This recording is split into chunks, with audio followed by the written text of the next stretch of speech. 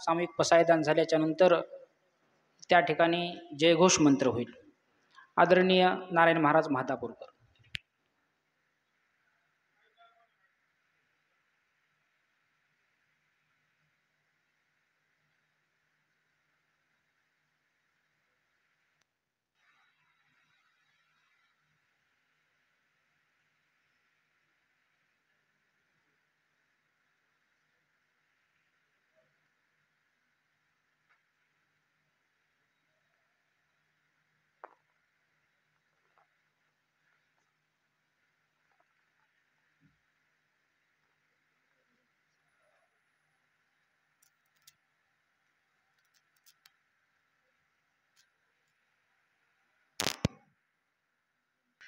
विश्व हिंदू परिषदेच्या वतीनं कार्यक्रम आहे.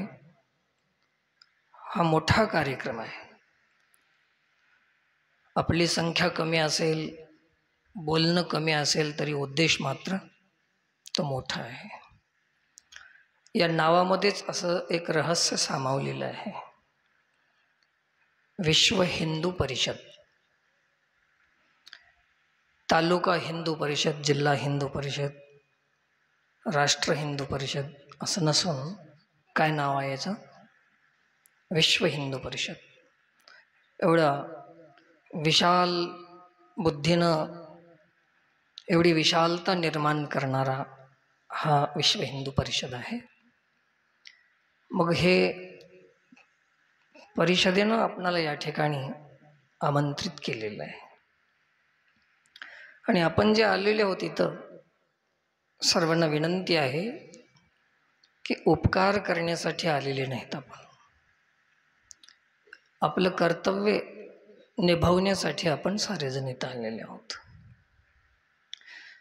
आणि समस्त कीर्तनकार, कथाकार, कलाकार, चित्रकार, पत्रकार आणि सरकार या सर्वांनाच विनंती आहे की हे जे कार जे शब्द यायला आहे, कथाकार, चित्रकार, पत्रकार, सरकार, हे सगळे एकच शब्द असल्यासारखे वाटतात.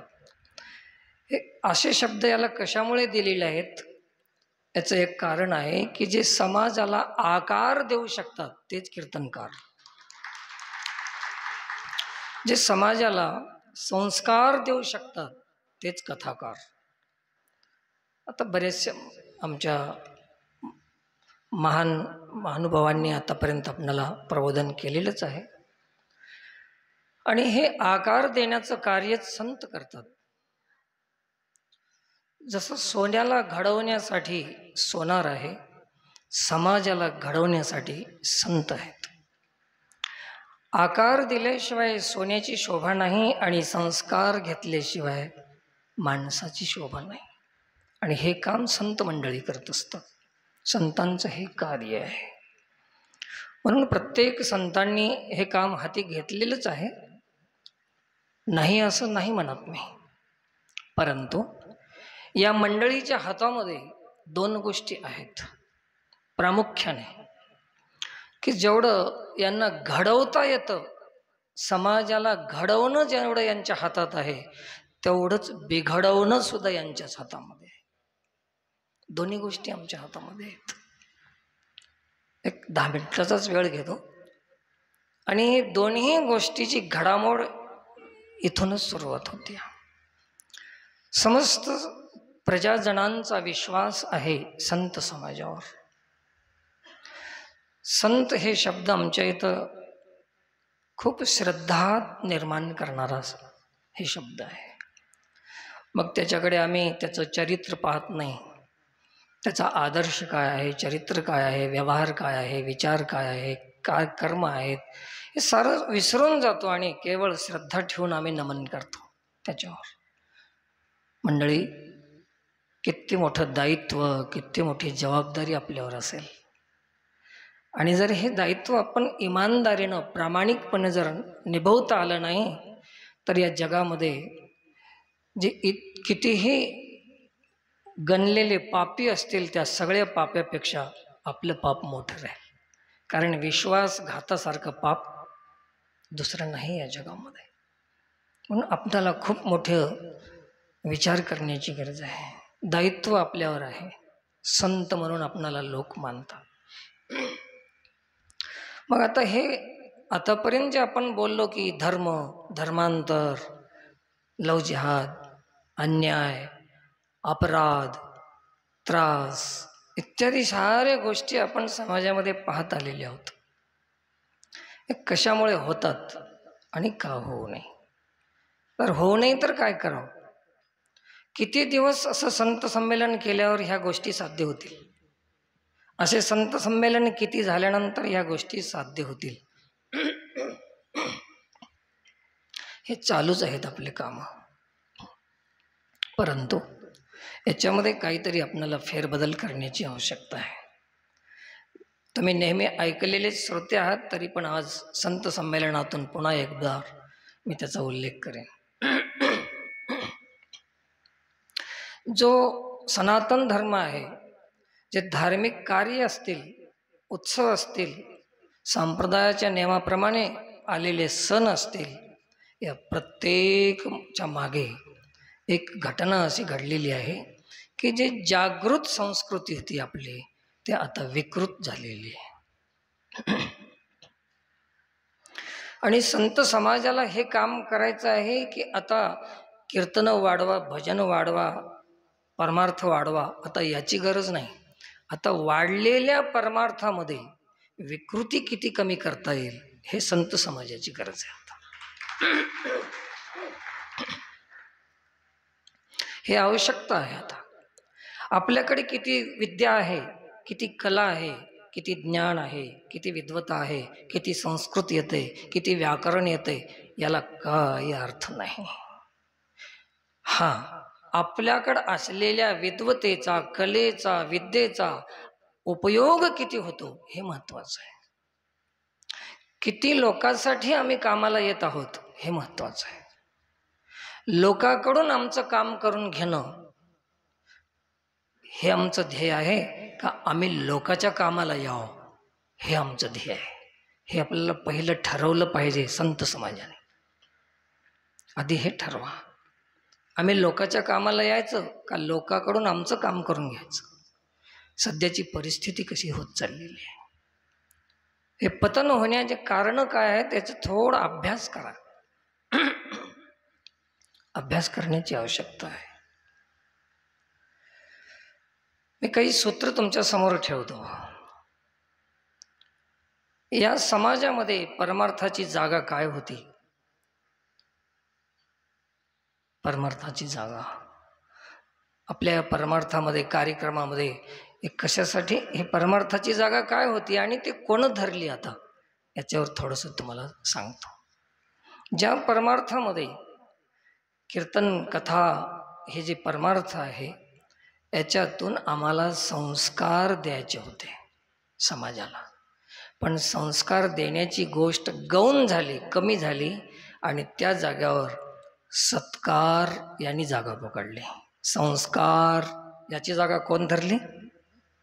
ज्या कार्यक्रमामध्ये सत्कार नसेल तर महाराज रुसून जातील, अपमान होईल, विवाद होईल. कशा काय जागा होती परमार्थाची?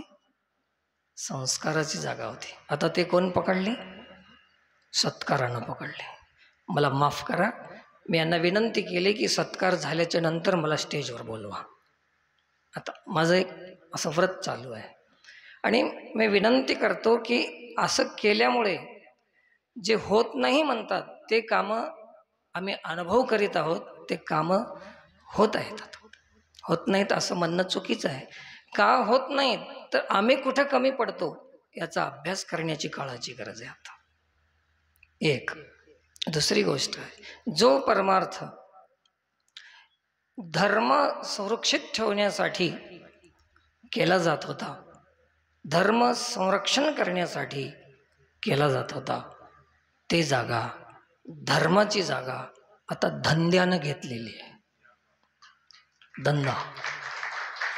कितीही सत्संग करा तुम्ही, कितीही संमेलन घ्या, काहीच फरक पडणार नाही. जेव्हा आपली जे मूळ स्थिती आहे, जे मौलिकता आहे, ते पुन्हा त्या जाग्यावर आपण आलं तर काम व्हायला वेळ लागणार नाही. 2, संस्काराची जागा सत्कारानं घेतली, धर्माची जागा धंद्यानं घेतले.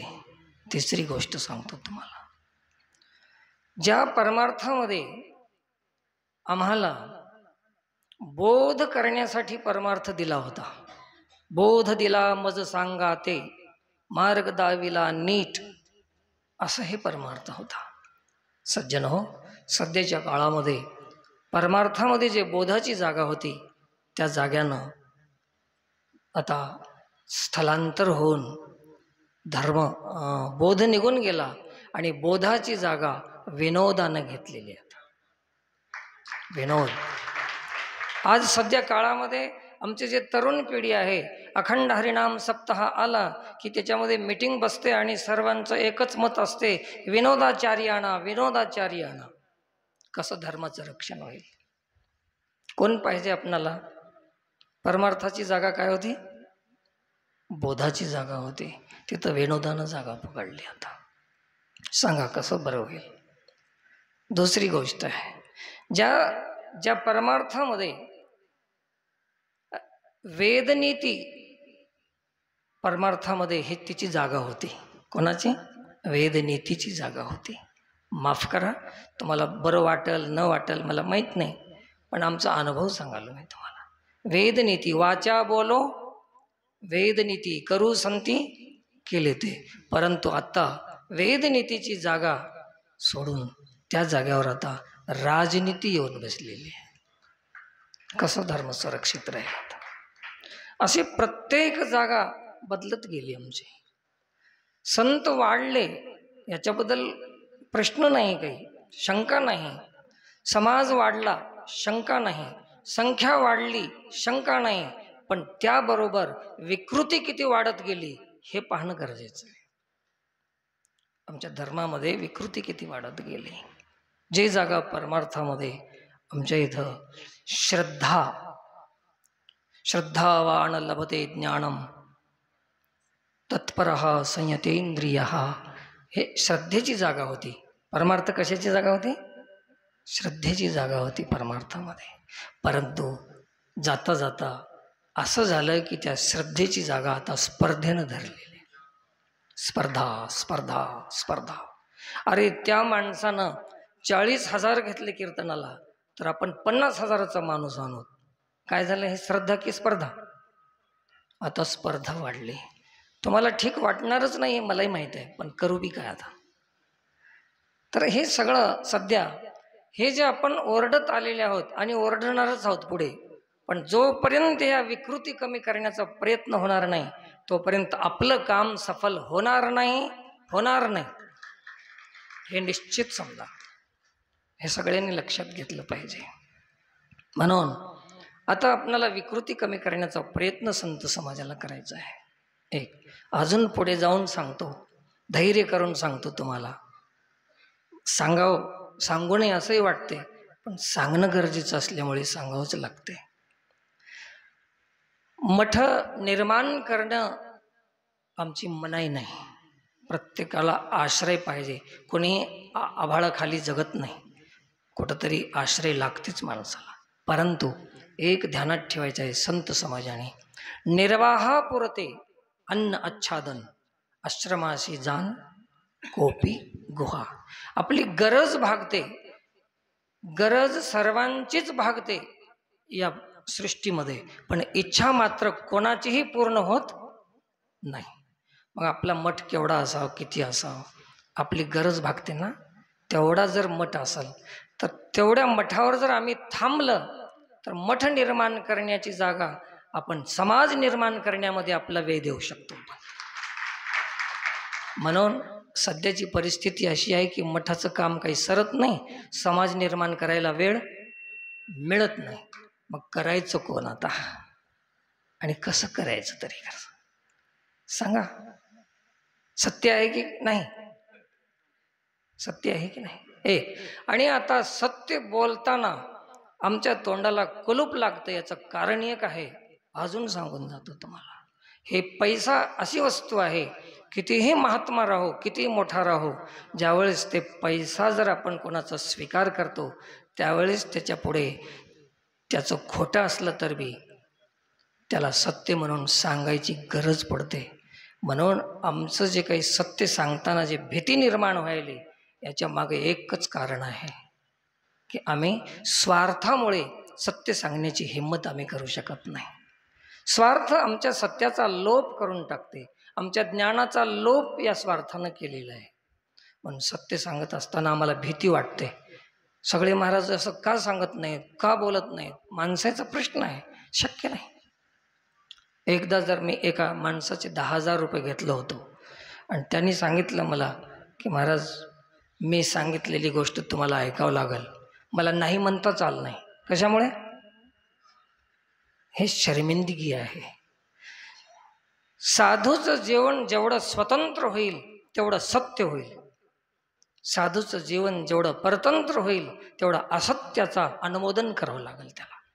ही साधूच्या जीवनातली मोठी दुर्घटना आहे. हे अशी दुर्घटना आपल्या जीवनामध्ये होत चाललेली आहे.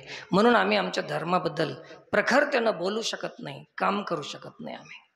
हे सगळ्यात मोठी शोकांतिका आहे. म्हणून प्रत्येकानं याच्यावर थोडासा विचार करण्याची गरज आहे.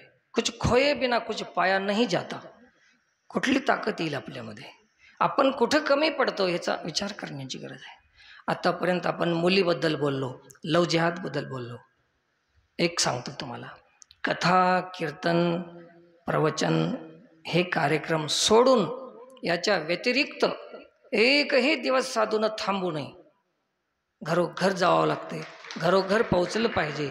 झोपडीपर्यंत जे प्रताडित आहेत, जे उपेक्षित समाज आहे, जे शोषित समाज आहे, दलित समाज आहे, अशा माणसापर्यंत कोण पोहोचणार?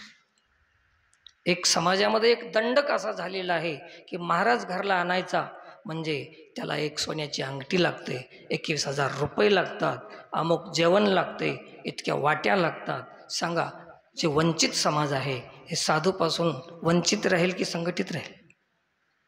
सांगा, काय आहे हे दंडक असा? म्हणून आपणाला आज विचार करण्याची गरज आहे.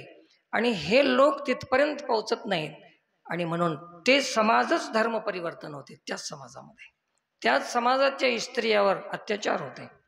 संस्कार देणारे आपण, आणि आपण एका अटीवर तिथं पोहोचू शकतो. संताला कशाची आट नसते, प्रेमामध्ये काही शर्त नाही, धर्मामध्ये काही शर्त नसते.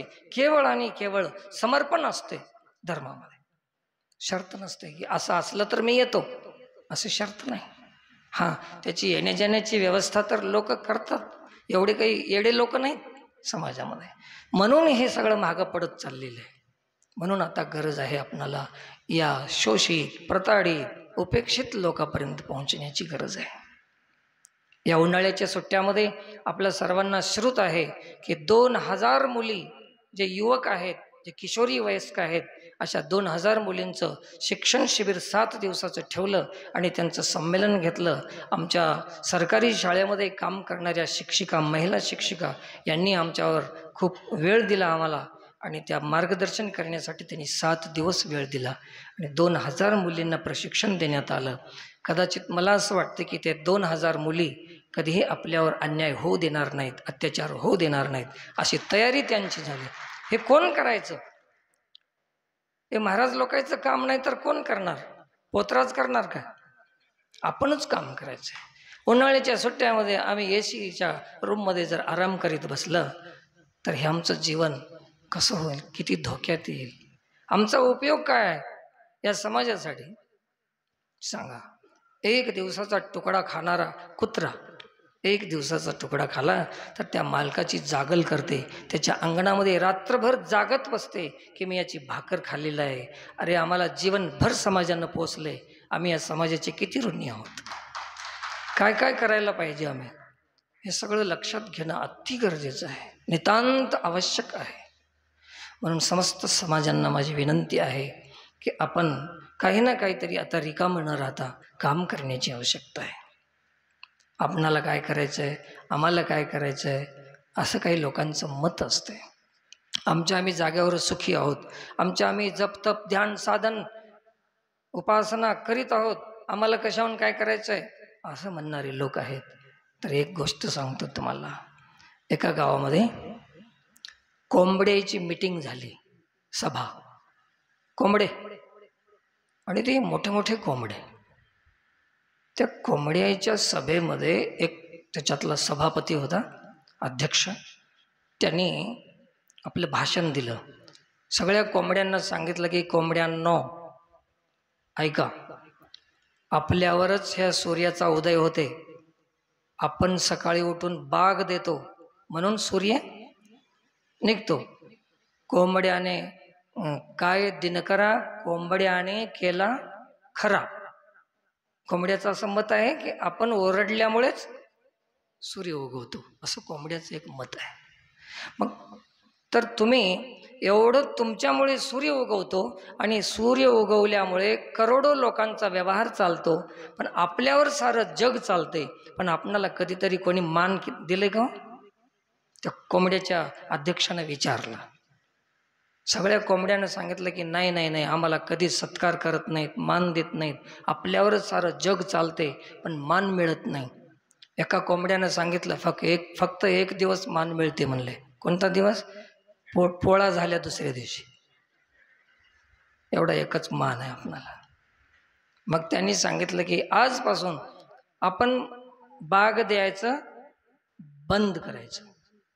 आता त्याचा धर्म होता ते सकाळी उठून बाग देणं, ओरडणं.